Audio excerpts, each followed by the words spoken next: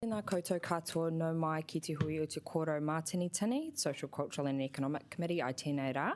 Please join me in saying the karakia. Whakataka te hau ki te uru, whakataka te hau ki te tonga, kia mā kina kina ki uta, kia mā tara tara ki tai. E hi aki ana te atakurua, he tio, he huka, he hauhu, ti hei, mauri ora. Kia ora. Thank you all to the brave colleagues that have made it here in person today. We have quite a few elected members online, but we just wanted to acknowledge we've received an apologies from Councillor Chung following his short stay in hospital, and he's home now and should hopefully be joining us again next week. To interrupt, but we just have a little few messages coming through that they can't see the room. Oh, righto. Okay. We'll try and tick that up before we pass the motion. And I've got apologies for lateness from Councillor Randall. Any other apologies? I see none. Should we give them a second, or can they still hear us? Do you know? I think Tori's just said that it's fixed. Oh, fantastic. Yes, it is. Cool. Fantastic. I'll move the motion that the Kōrau Mātinitini Committee accept the apologies of the councillors just listed. Mā wai tautoko, do I have a seconder? Councillor Matthews, thank you very much. I now put the motion which has been moved and seconded.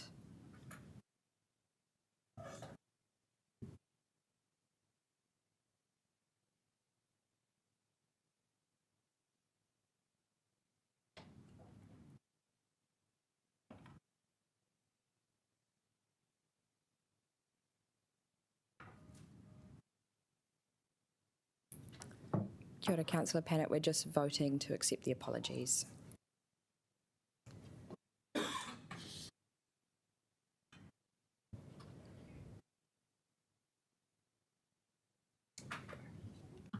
Fantastic. Councillors online, if you could just give us an indication. Councillor Young.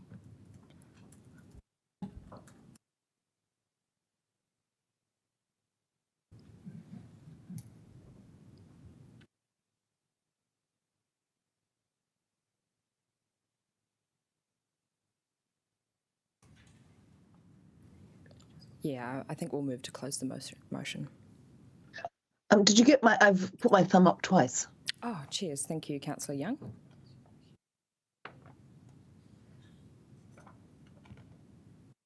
Ko mana, that is carried. Ai te haurua, ai te ko karaka 10:30 kai timo o te ata. Morning tea will be at 10:30. Tēnā whakamoeho mai kia au ki teitahi kai tohu manapori rānei. Mena ka wehi koe I te hui. Please let myself or a Democracy Services advisor let me know if you intend to leave the meeting. Conflict of interest declarations, are there any? No, fantastic. Confirmation of minutes. E whakataka koutou ana o I te mōtini. I move the motion that the Kōrau Mātini Committee approve the minutes held on 20th of June. Mā wai I tautoko. Thank you, Councillor Abdurrahman. E naine ka pōtitia te mōtini. I now put the motion which has been moved and seconded.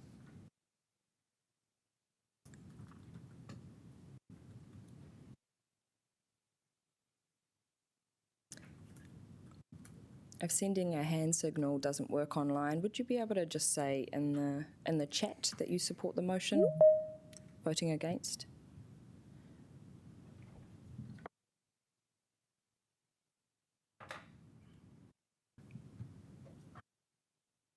Kia ora, kua mana, that has been carried. There are no items not on the agenda, and so we move to public participation. Haere mai Bernard Free, who's coming to talk to us about item 2.1, the alcohol fees bylaw review. All right, okay, we're hearing Bernard's probably running a little bit late. We will move on to Sean Paurini. Do we have Sean in the room? No, also running late. But we do have Don McDonald. No, my Don. You know the drill. Feel free to either come to the lectern or you can sit at the table. Just make sure your green light is on and leave any time within 5 minutes for questions if you'd like.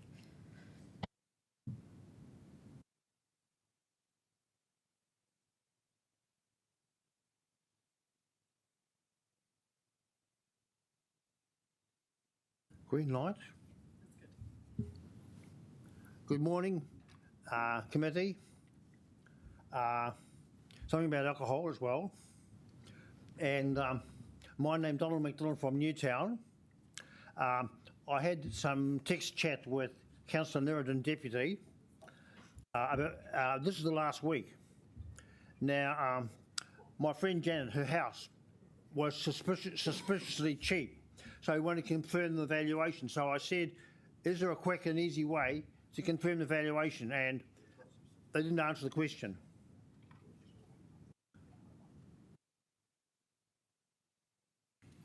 And it's good to see something on paper. Now another one, the phone was a bit lazy. It was very hard to get through to the phone, 499. So listen to the tape. They should be monitoring the calls and making sure that they're answered correctly. Apology for Community Lounge. Remember, I want a warrant for my car. Don't worry about any faults and registration. I just want a warrant. I'll do anything. Gordon Street, no signs, no street signs, Gordon Street. Domino's, all fast food. All fast food means happy tummy. They worry about happy tummy, but they don't worry about parking legally. The parking is out of order. The cricket shop, all the shops have got flags which flick you in the eye.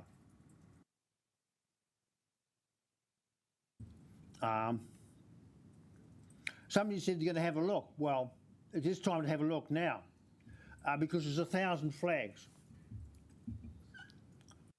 Newtown Garage and the cricket shop down that way. Kia ora, we are happy to advise that we have completed investigations, repairs, something, for the fault at Russell Terrace. If you require more information, contact your local council. Well, that doesn't tell me much. I have to ask again. They don't tell you anything. They say, that really says nothing.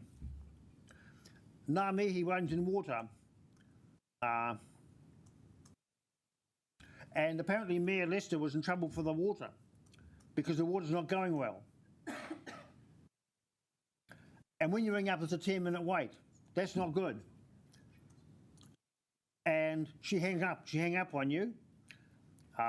Lagoima, 99, they never answered Lagoima. One was answered for Arnie Street. That was the only one that was answered. And we've put in request. Speaking to public participation. Fixer's answer. That's a short word. Fixer's answer. FXSANS. Now, our job is to read the question, treat it properly, and study. It's sort of like Professor English, and never an answer, even 3 words, not even an answer, never an answer. You have to understand the sense. Citizens education. Log fixes, fixes answer. That's the answer. The subject line should have the full answer. That should give you just about everything. Important. What we need, what was required. Do the next steps. Do the next steps. Locked in toilet.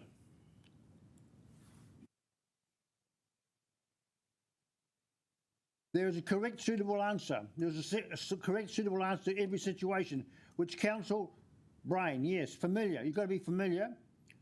It's a very plain, straight puzzle. There is even a manual, how to fly a plane, how to react, and you learn from experience. Okay, we're almost done. Now, we've got some time left for a question. Thank you for listening. No mai, thank you, Don. Colleagues, any pātai for Don? Councillor Abdurrahman. Kia ora, Don. And you mentioned about the toilet. Are you talking about the toilet on the one the community asking to be built, or are you talking about the one by the library? Well, my neighbour wants a toilet for wee-wee. He's asked for that.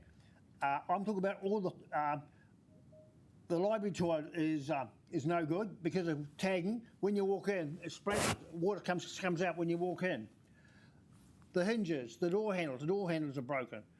The city mission, you get locked in the toilet, and unfortunately the young boy got killed because he had to climb out the window. So all the toilets at Courtney Place everywhere, they don't park. There's a checklist. Do everything on the checklist, especially Councillor Free. Councillor Free is a chief of toilets. Thank you. No, Mai, thank you. Thank you, Don. We really appreciate that. And we understand you've requested to table your email, and we're really happy to do that this morning. Thank you, Chair. Thanks for coming in. No, Mai. We have Richard Jeffrey from Men in Trauma in New Zealand to talk about the work Men in Trauma in New Zealand do. Kia ora, Jeffrey. Feel free to either come to the lectern or you can sit at the table with us, whatever's more comfortable. What would be easier for you to hear me at? We can hear you just the same. And you've got 10 minutes, and if you wanted to leave any part of that time for councillors to ask you questions, you can just leave a bit there. We've got a clock up there. Fantastic. Thanks so much. Thanks for the opportunity to speak to you. One of the main reasons I've asked for this is because I bet none of you have ever heard of us, maybe one or two. We've been operating in Wellington since 2021, and we're steadily growing. Numbers of men we support is doubling roughly every year. So I thought it was time to come and let the council know about us. Some of you may have constituents who may benefit from our support. We're a registered charity, so we do get a little bit of funding from other sources. It's always helpful to get more, but I didn't just come here to ask for money. I just really thought it would be useful to talk about our work. Once I get a dry mouth, we'll deal with that. So the point of setting up an agency called Men in Trauma is because there are so few male dedicated services, and we know just from published statistics that men's mental health in some cases is worse than other genders, especially with significant issues like suicide. As I'm sure you're all aware, men tend to take their own lives in greater numbers than other genders, maybe 3 times as much. And research also shows that the majority of males who take their own lives have never seen a counsellor ever, which is quite shocking. So having a gender-based approach, at least for some males, is a preference that they can go and talk to another man. Just for those gender social relationships, some men feel, or at least anecdotally tell us, that they feel humiliated going to see a woman because they feel it makes them less of a man, and so on. There's lots of reasons why some men prefer a male service, so that's the origin of the male men part of our name. Now with the trauma, that's based on research as well, which suggests that in some cases people with, shall we say, unhealthy behaviours, especially with males, addictions, anger, family violence, self-harm, have a history of trauma, and oftentimes programs that are focused on the issue, say for example the addiction, don't work because they don't address the underlying trauma which is causing these behaviours.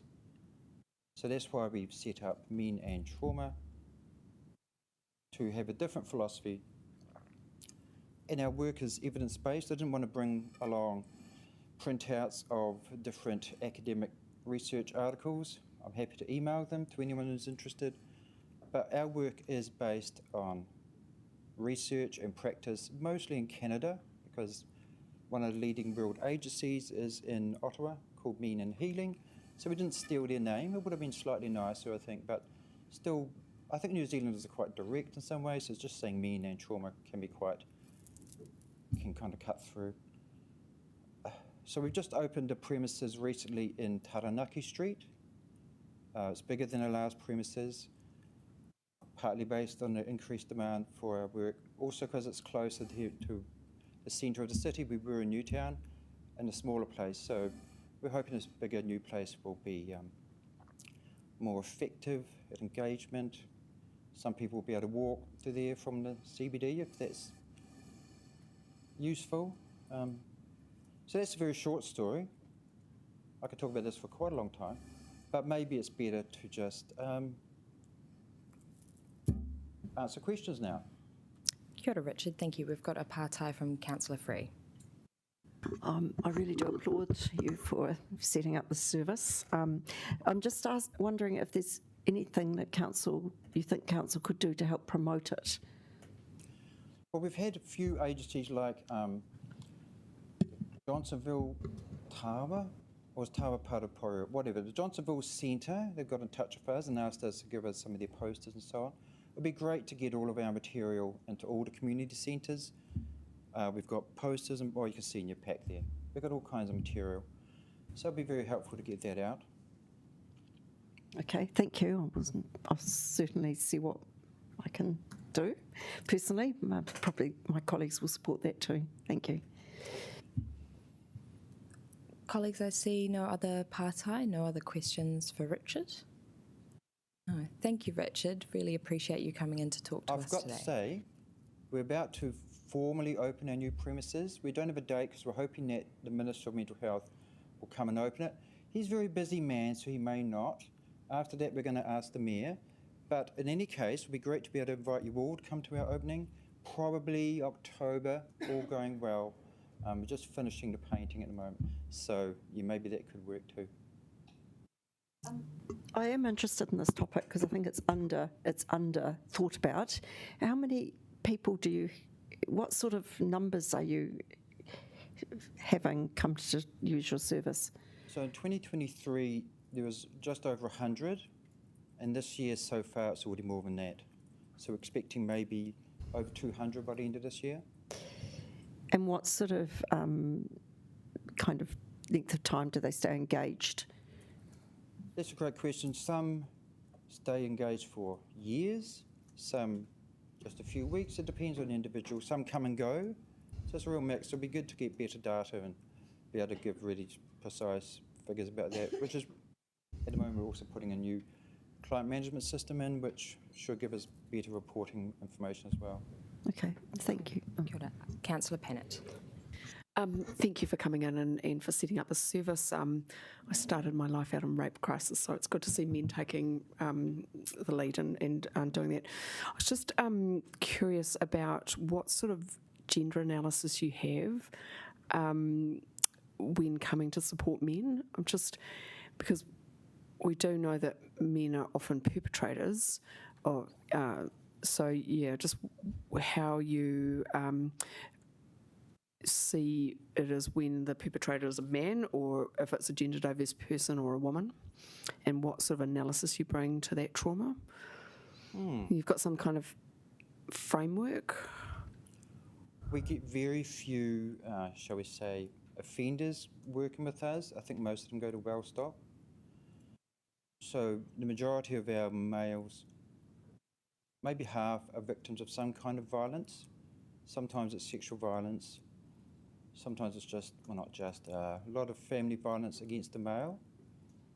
So, yeah, we do see men have been victims of sexual violence, maybe a quarter of our clients, but very rare to get one who's been a perpetrator. Does that answer your question? Yeah, I guess, or maybe it's better to take it offline, but it was just really about how you understand how people become victims or survivors eventually. And what's causing all these problems, and what's causing this terrible high suicide rate for men as opposed to other groups? Well, we could probably talk for a few hours about this, which I'd love to do if you're welcome. There is research that suggests that males who have experienced childhood sexual abuse have a direct causal relationship to suicide, which is an interesting study. A range of studies about gender. One suggests that, or more than one, that there's kind of two kinds of sexual offending. There's adults against other adults, which tends to follow sexual orientation lines, and perpetrators against children, which has nothing to do with gender. Usually it's due to their child state. And they're what we call pedophiles, although this is a rather unpleasant topic we can talk about for a long time, but it's very complex, you know. It's all about power and control. It's morbidly fascinating, and I could talk about that for quite a long time.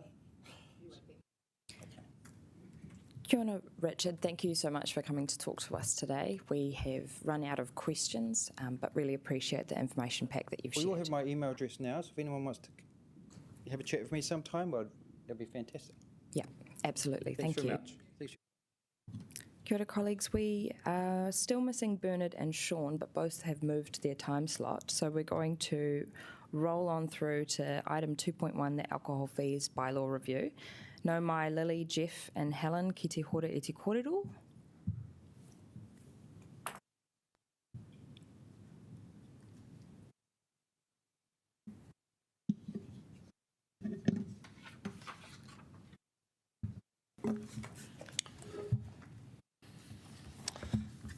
Thank you, councillors. I'll get Lily to quickly introduce the paper and take questions if there's any.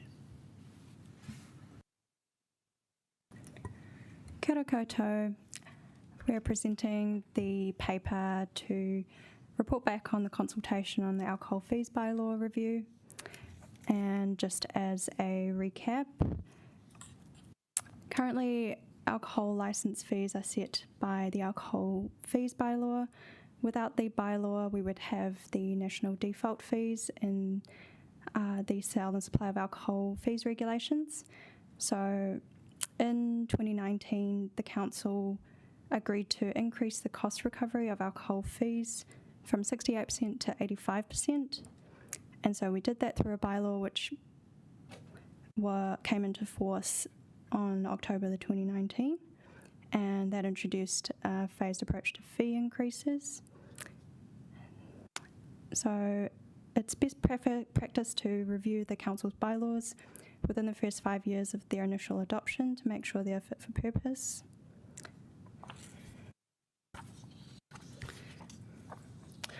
And previously, our industry stakeholders during consultation on the bylaw wanted to work with the council to simplify the licensing process to increase efficiency.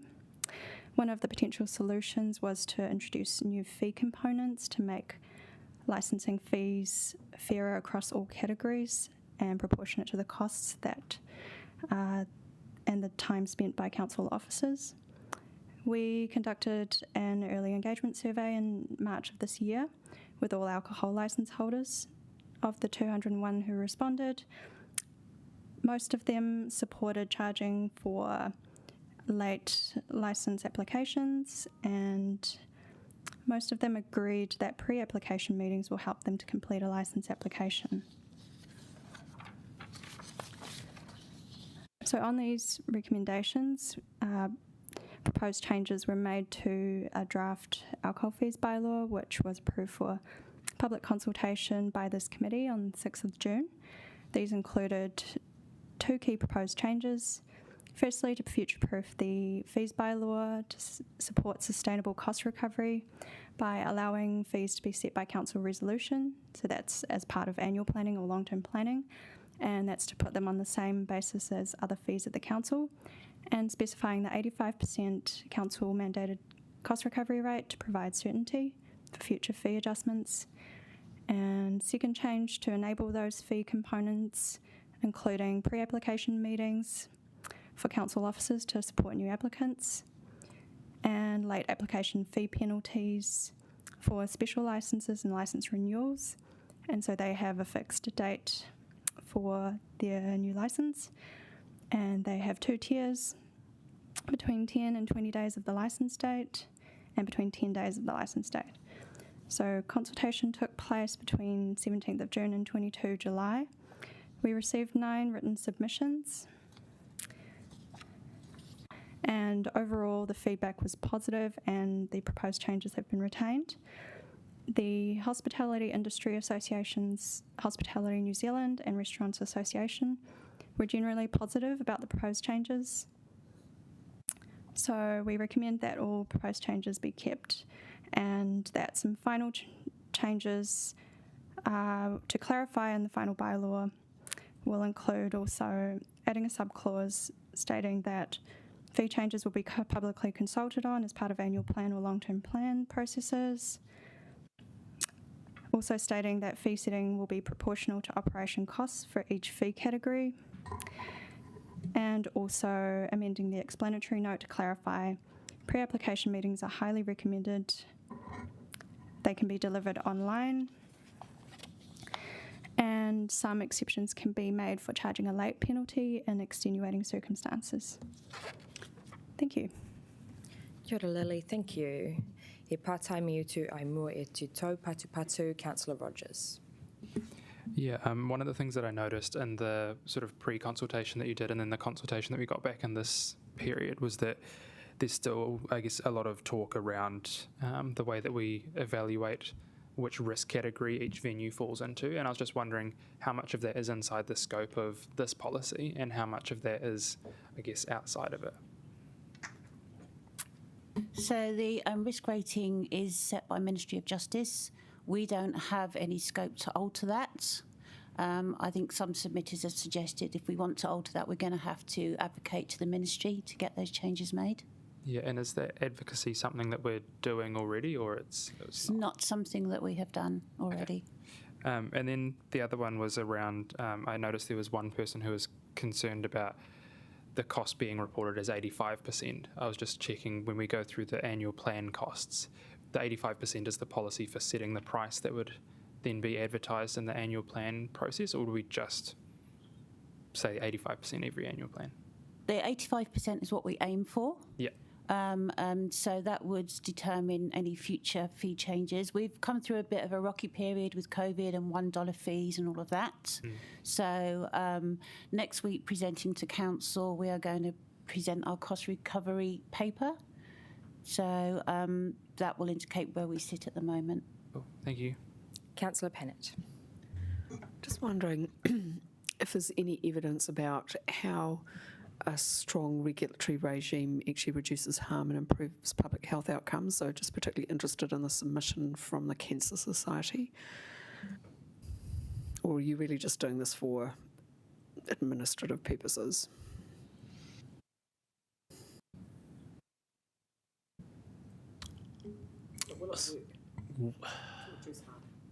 Will it work to reduce harm? That's a much broader question. So this is simply about the cost recovery for our licensing functions. Obviously, the aim of the Act, the Sale and Supply of Alcohol Act, is to minimise harm from excessive or inappropriate consumption of alcohol. I think that's the wording, something like that. So that's the aim of the Act. There's a broader piece of work around, should we have a local alcohol policy or things like that, which is a different piece of work which we can talk separately about. Are we going to do that? We can talk anytime. I just wondered if I could get an answer in public. We have been doing some initial research around that. Other councils are, the regulations have changed a little bit, which made it a bit more easier for councils to adopt a local alcohol policy. Auckland has just put theirs in place, and others are investigating it. Most of our local councils have one. So, thank you, Jeff. Councillor Calvert. With us looking at the fees, what's the sort of service level requirements that we provide, or service standards, I should say? Because obviously, I sometimes get comments about it's taking quite a while for licenses to be heard and that. So what, if we're putting the fees up for cost recovery, but I didn't really see anything about level of service that we would be providing in terms of turnover time and that. Yes, so I can answer that. So recently the legislation has changed in that the Ministry of Justice has extended out the public notice period. So an additional 10 days have been given to the public to object to any licences. So my team have a KPI in the annual plan that an inspector's report will be ready to send to the District Licensing Committee on the last day of that public notice period. And that's something that we are measured on and answerable to. What's your current performance roughly? I mean, is it something that we're not meeting the targets? So I don't have that in front of me. We're currently not hitting that straight after 25 days, but that's been due to a number of mitigating factors. Yeah. So with the cost recovery, you're expecting that the council will have the resources to meet its targets in terms of being able to process the applications. And there are other mechanisms, and two of the proposed fees in this paper are aimed at improving performance and efficiency, so that we get a good application in on time, because those things can cause delays to the processing period. Yeah, because I know we're charging for late fees or late payments, but what happens when the council doesn't do things on time? The impact on businesses. Do we have some discretionary? Do we, remit their fees or anything like that? If there are cases of particular hardship, then we will consider waiving fees in circumstances, and we talk to our business development team when that affects certain businesses. Okay, all right, thank you. Thank you. No, mai, thank you very much, Lily, Jeff and Helen. Really appreciate you bringing this paper today. Yep, thank you. Mā waiti motini I whakataka koutou. Is there a mover from the motion? I am happy to move this motion here today, and I just wanted to give a shout out to the diligence of the team. They've gone through and responded to just about every single point made in submissions and given the answers right next to it. So in there we can find more details around local alcohol policies and other things like that. But yeah, happy to move this paper today. Mā wā I tautoko, do I have a seconder? Councillor Free, thank you. Would you like to speak? No, I don't think I need to. Excellent. I te kakoni here e pairangi ana koe ki te whakautu. There is no right of reply. Unless there's others. And then, unless there is any debate. Oh, right, okay. Councillor Randall. I just want to note that I have had conversations with licence owners, and I don't think we've done that good a job over the COVID period, and that's for understandable reasons. I think, too, the amendment in terms of the fee structure to make it more efficient is welcome, because I think there was some misalignment. So the council is trying to listen. I mean, that said, though, it is quite an onerous burden on the sector, and the sector is struggling. People aren't going out the way they are in these times. And I think we've still got to keep conscious of our costs, whatever they are, be they fees and rates. And so while I want to put that on, say that out front, that councillors are conscious that this is a from a licence owner, this is a burden, and we've got to maybe keep an eye on making sure that we're being as efficient as possible to deliver the safety that's behind this whole licensing regime. So thanks. Thank you, Councillor Randall. Colleagues, any further debate? No, fantastic. Well, there is no right of reply. Nai ka pōtitia te motini, and I put the motion which has been moved and seconded.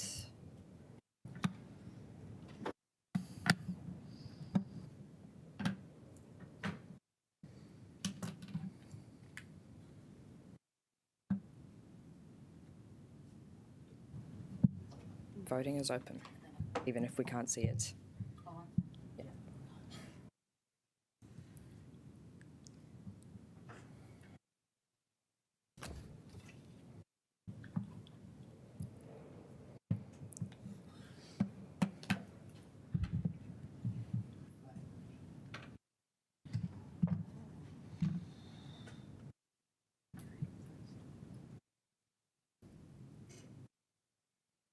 We know the results of the vote? Yes, ko mana, that is carried. Unanimously, or? Yes. Okay, thanks. Item 2.2, no mai ana kalva ki te hora e te korero to talk on the decision register updates. Did you get my vote, Terry? Who is speaking?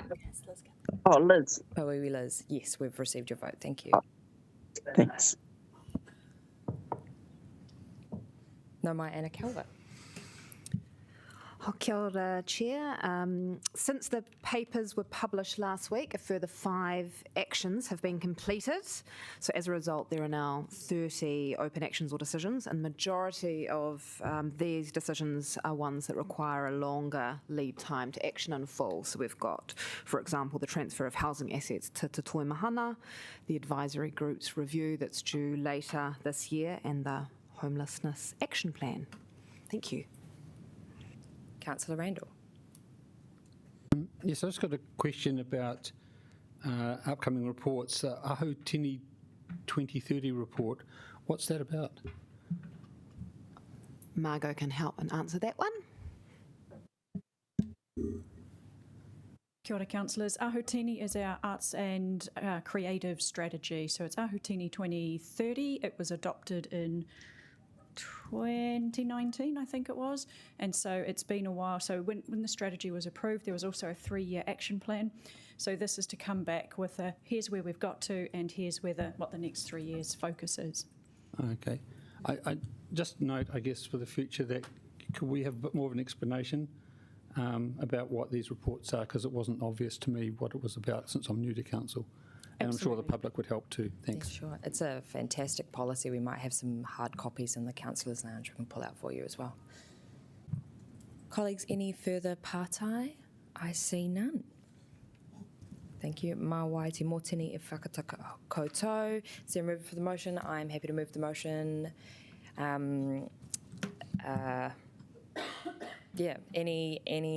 who would like to second it? Councillor Rogers. Oh, chill. All right, okay, cool. He taka, he tau, patu patu, any debate? I see none. There is no right of reply, and I neg pōtitia te mōtini.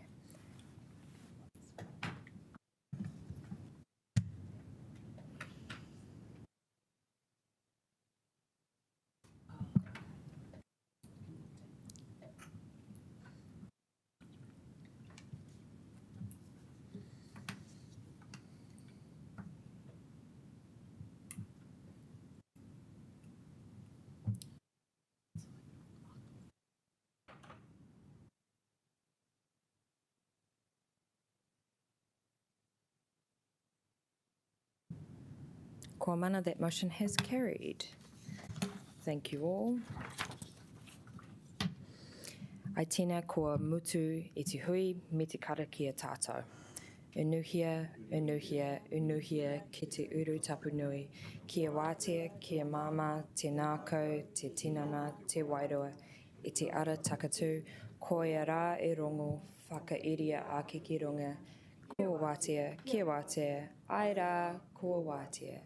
Thank you all. And colleagues, just to flag, the workshop for this afternoon is going to be bumped forward to 11 a.m. So if you're all able to stay in the office, and then we'll able to, we can get on our way and take some time back in the afternoon.